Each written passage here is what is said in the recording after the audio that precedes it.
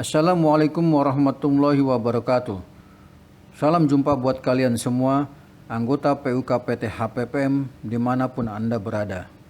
Rekan-rekan yang kami banggakan, dikarenakan kondisi COVID masih berlangsung, kami dari bidang pendidikan merubah pola pendidikan yang sebelumnya dilaksanakan secara tatap muka menjadi pendidikan online.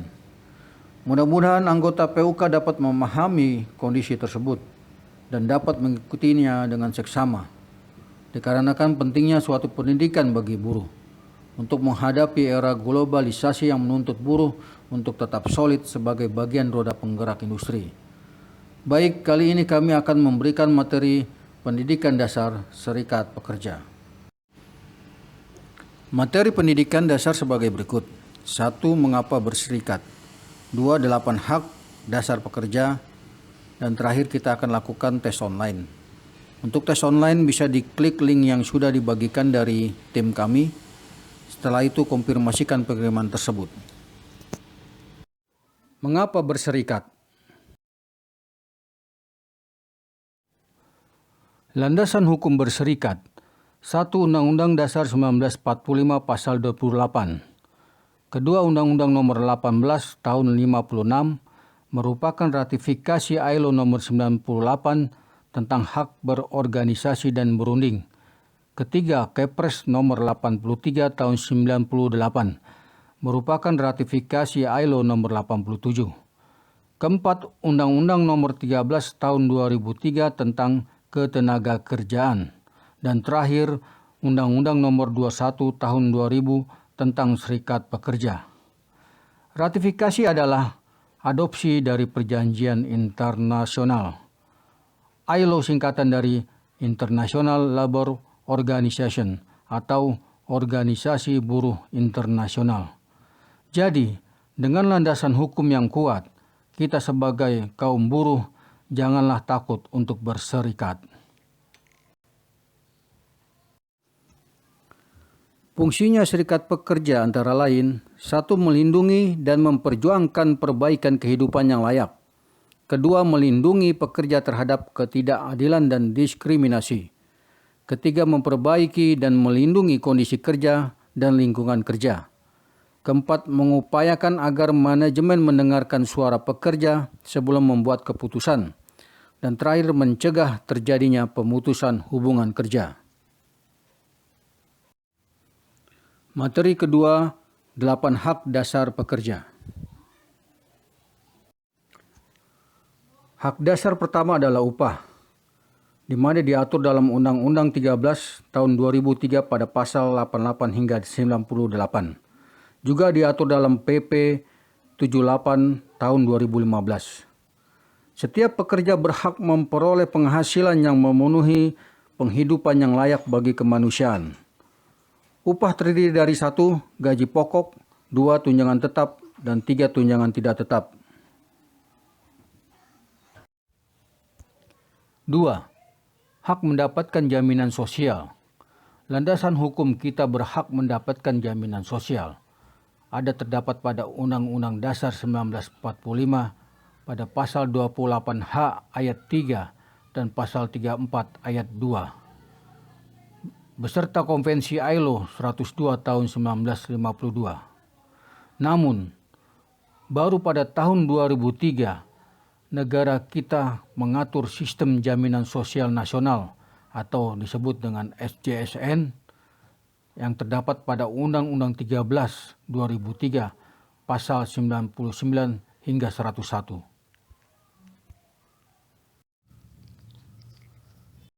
Hingga tahun 2004, negara Indonesia dicap sebagai negara yang tidak mempunyai sistem jaminan sosial. Mengapa demikian? Meskipun pada tahun 1949 lahirnya Asuransi Kesehatan Semesta, tahun 1968 berubah menjadi BPDPK, 1984 menjadi Permusada, dan 1992 menjadi Askes. Namun, dari keempat asuransi tersebut bisa dikatakan hanya mengganti judul sampul buku saja, karena peserta yang ditanggung hanyalah pegawai negeri sipil dan pensiunan beserta keluarga saja. Setelah ditetapkannya Undang-Undang 13 tahun 2003 tentang Sistem Jaminan Sosial Nasional, merupakan proses panjang selama 10 tahun dalam penetapan undang-undang hingga terbentuknya Badan Penyelenggara Jaminan Sosial yang pesertanya untuk seluruh rakyat Indonesia. Tidak bisa dipungkiri bahwa peran serta serikat pekerja sangatlah besar dalam pengawasan, mulai dari penetapan Undang-Undang 2003 hingga pembentukan BPJS pada tahun 2014. Program BPJS dibagi dua. Pertama, BPJS Kesehatan, di mana PT Askes ditunjuk sebagai badan pengelola. Yang dijamin adalah jaminan kesehatan. Kedua, BPJS Tenaga Kerja, ditunjuk PT Jamsostek sebagai badan pengelola. Ada 4 jaminan pada BPJS Tenaga Kerja. Pertama, jaminan hari tua, jaminan pensiun, jaminan kematian, dan jaminan kecelakaan kerja. Ketiga, hak dasar istirahat. Hak istirahat diatur pada Undang-Undang 13 2003 pasal 79 hingga 84. Berikut beberapa contoh perbandingan hak istirahat antara Undang-Undang 13 2003 dengan pencapaian perundingan serikat pekerja dengan PT HPPM. Hak dasar keempat adalah hak membuat perjanjian kerja bersama. Diatur di Undang-Undang 13 2003 pasal 50 hingga 66.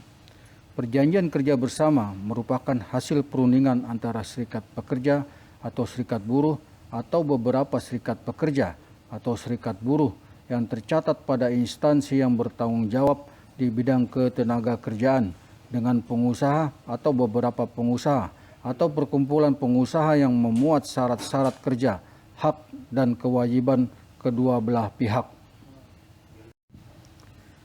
Berikut tabel beberapa contoh pencapaian PKB HPPM hasil perundingan serikat pekerja dibandingkan dengan aturan Undang-Undang 13, mulai dari tunjangan keluarga, asuransi keluarga, tunjangan perumahan, tunjangan tempat kerja panas atau bahaya, tunjangan transport, tunjangan kehadiran, tunjangan shift, cuti hamil, cuti besar, hingga bonus PKWT.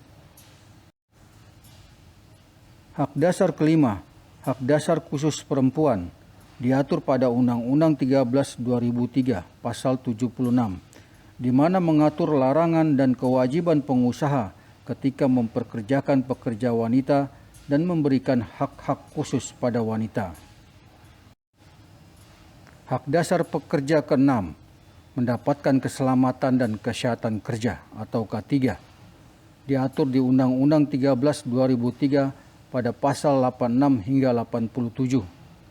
Pekerja berhak mendapatkan perlindungan atas keselamatan, kesehatan, serta kesusilaan, pemeliharaan moral kerja sesuai martabat manusia. Hak dasar ke-7, mogok kerja. Undang-Undang 13 2003 mengatur mogok kerja pada pasal 137 hingga 145. Pekerja yang sedang mengalami perselisihan perburuhan dapat melakukan mogok kerja. Namun, mekanisme mogok kerja diatur dalam ketentuan perundang-undangan. Hak ke-8, hak-hak yang didapatkan pekerja pada saat pemutusan hubungan kerja atau PHK, diatur di Undang-Undang 13 2003 pada pasal 150 hingga 155. Dalam hal segala upaya dilakukan pengusaha atau pekerja atau serikat pekerja atau pemerintah untuk menghindari PHK namun tidak dapat dihindari, maka PHK wajib dirundingkan antara pengusaha dengan serikat pekerja atau dengan pekerja. Bila mana tidak menghasilkan persetujuan, pengusaha hanya dapat mem-PHK setelah memperoleh penetapan dari lembaga PPHI. Demikianlah 8 hak dasar pekerja. Kewajiban kita sebagai pekerja untuk memahami 8 hak pekerja. Karena untuk mengetahui kesempatan dan perlakuan yang sama bagi pekerja untuk memperoleh pekerjaan dan penghidupan yang layak. Mengetahui perlindungan hak dasar, keselamatan, kesehatan kerja, dan perlindungan khusus bagi pekerja perempuan, bersama-sama dengan serikat untuk mengawasi pemberi kerja atau pengusaha dalam menjalani 8 hak dasar. Demikian materi dari kami, semoga bermanfaat. Jangan lupa mengisi tes online yang sudah kami berikan linknya. Terima kasih. Wassalamualaikum warahmatullahi wabarakatuh.